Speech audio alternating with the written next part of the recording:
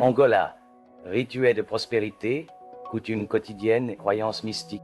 Savez-vous pourquoi un commerçant de Luanda embrasse le premier billet reçu le matin avant de le frotter sur ses marchandises? L'âme de l'Angola, résilience et connexion ancestrale. L'Angola est une terre où la modernité rencontre une spiritualité profonde. Ce qui distingue ce pays, c'est sa philosophie communautaire ancrée dans le respect des ancêtres. Pour un Angolais, la vie n'est pas un chemin solitaire, mais une danse collective entre le passé et le présent. Cette mentalité est essentielle car elle a permis au peuple de rester debout malgré les épreuves historiques. La solidarité et l'interconnexion sont les valeurs suprêmes.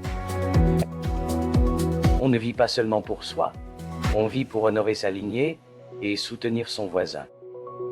C'est cette force invisible qui définit l'identité angolaise. Tradition, argent et monde invisible. L'appel de l'argent et la prospérité en Angola, l'argent est perçu comme une énergie fluide. Un rituel fascinant appelé Kinbaza est pratiqué par de nombreux vendeurs. Lorsqu'ils réalisent la première vente de la journée, ils prennent les billets ou les pièces et les passent sur leur visage, leurs épaules, puis sur leurs produits. Ce geste est une prière muette pour que cette première recette attire la chance et que l'argent appelle l'argent tout au long de la journée. Le alambamento. Plus qu'un mariage, la famille est le pilier central.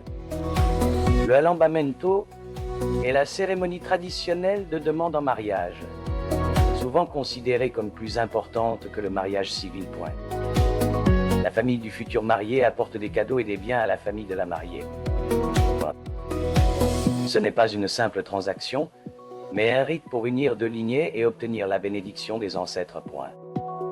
Sans ce respect des racines, l'union est jugée fragile. Superstition et vie quotidienne, le quotidien est rythmé par des croyances protectrices. Par exemple, il est fortement déconseillé de siffler à l'intérieur d'une maison la nuit, car cela pourrait attirer des esprits errants.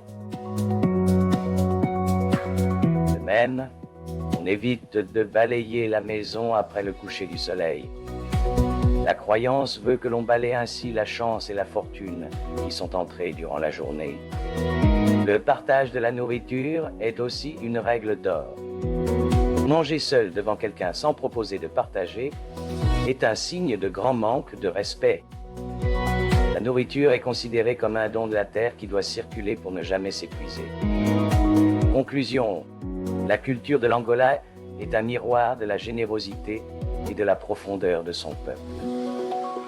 Ces traditions montrent que la véritable richesse ne réside pas dans l'accumulation, mais dans l'harmonie avec les siens et le respect de l'invisible.